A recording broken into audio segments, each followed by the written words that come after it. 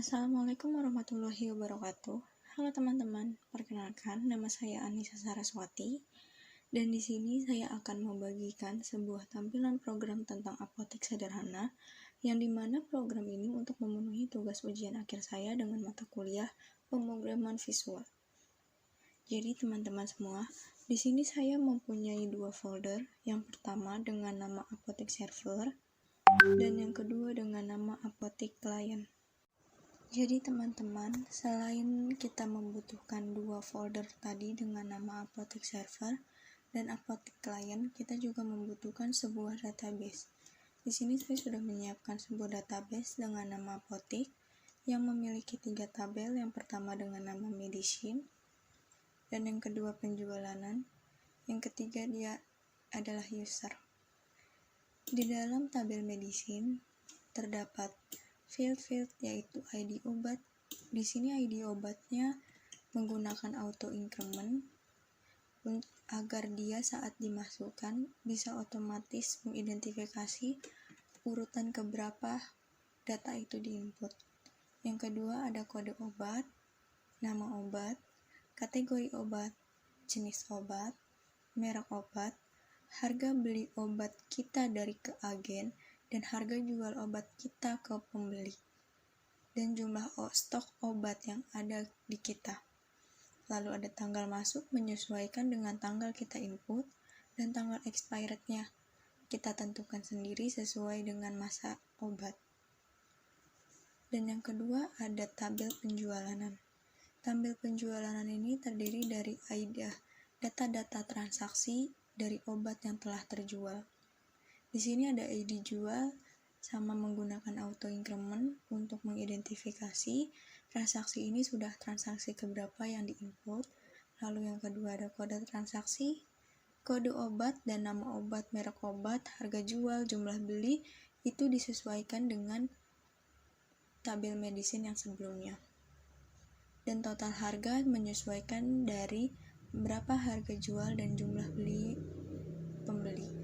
Dan terakhir ada tanggal transaksi dilakukan pada tanggal dilakukannya transaksi.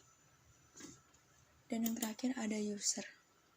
Untuk user, di sini terdiri dari data-data para admin ataupun kasir. Di sini ada ID user sama menggunakan auto increment karena menentukan admin yang keberapa, kasir yang keberapa yang kita input. Ada nama, jenis kelamin, username, dan password digunakan untuk masuk ke dalam aplikasi server. Nah, jadi teman-teman, setelah mengetahui database seperti apa yang kita perlukan untuk membuat sebuah program aplikasi apotek sederhana ini, sekarang kita coba untuk ke tampilan login. Yang pertama kali kita gunakan ini adalah login server terlebih dahulu. Kita coba untuk merunningkan dengan klik kanan lalu run file. Akan muncul tampilan login server seperti ini. Di sini terdapat tanggal hari ini dan jam saat ini, dan keterangan bahwa ini adalah tampilan login server. Karena nanti akan dibedakan mana login server dengan login client. Di sini ada username dan password disesuaikan dengan yang kita isi di database tadi. Kalau misalnya kita belum memiliki username dan password, kita bisa ada nanti di sini nama filenya adalah user Java. Nanti kita bisa buat username dan password baru. Tapi untuk saat ini kita pakai yang sudah ada. Di sini saya pakai dengan username admin dan passwordnya admin. Lalu kita login. Ini adalah tampilan menu dari aplikasi apotek sederhana yang saya beri dengan nama aplikasi apotek Saraswaras. Di sini ada menunjukkan bahwa ini adalah tampilan menu server. Dan di sini memiliki banyak button dari medicine, kasir, user, chatting, about, start server, dan logout. Pertama-tama yang harus kita lakukan adalah memulai server dengan mengklik button start server. lalu akan muncul pop-up seperti ini, server hidup. Kita klik OK. Oke teman-teman, di sini kita akan mencoba untuk mengklik button medicine. Nah, dari button medicine ini kalau diklik nanti akan muncul tampilan dari data-data obat yang udah kita input. Di sini ada beberapa button, yaitu button add, button edit, button delete, dan button refresh. Button add berfungsinya untuk menambahkan data baru obat. Button edit untuk mengedit obat apabila ada perubahan data. Button delete untuk menghapus data obat, dan data refresh misalnya di sini kita klik di kode obat asal aja dan nama obatnya, terus kita klik refresh, maka otomatis akan hilang data-data yang tadi kita input tadi. Lalu di sini ada search categories dan button search, fungsinya untuk mencari obat. Misalnya saya cari kategori dengan nama obat, lalu saya tulis namanya sana, lalu saya search, maka otomatis yang muncul adalah nama-nama obat dengan nama awalan sana.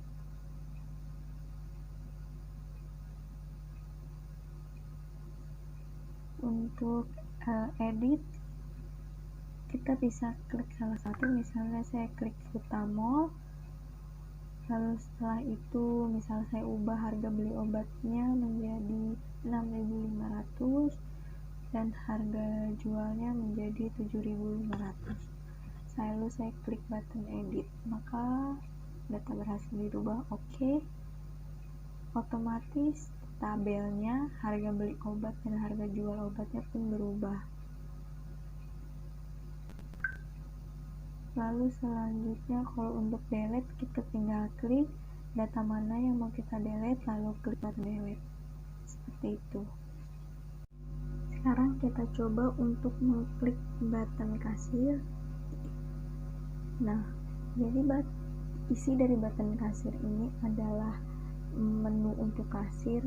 Jadi pembeli ingin membeli obat apa saja berada di menu ini.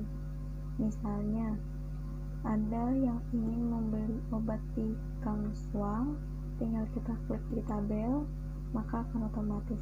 Untuk kode transaksi kita bisa misalnya 0101. Untuk jumlah belinya juga kita isi sendiri, misalnya dia membeli 2 bungkus, maka otomatis harganya adalah 18.000, menghitung dari harga jual 9.000 dan jumlah belinya. Lalu kita add chart, maka akan muncul otomatis di tabel ini. Tabelnya ini adalah tabel keranjang belanja kita.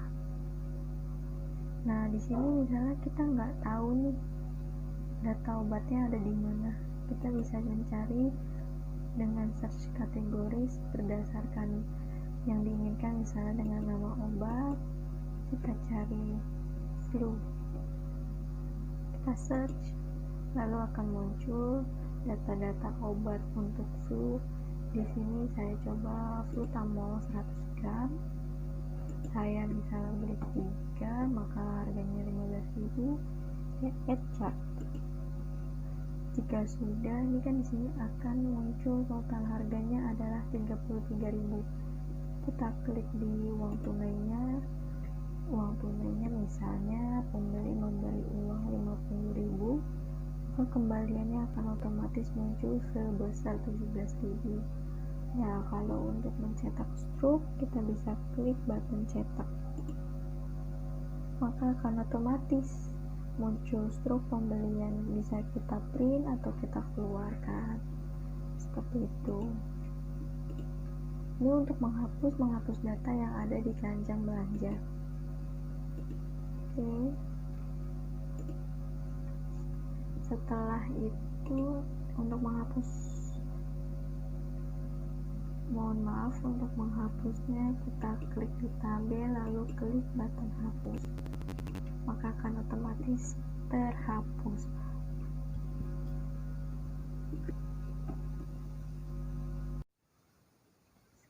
kita coba lanjut untuk mengklik button user.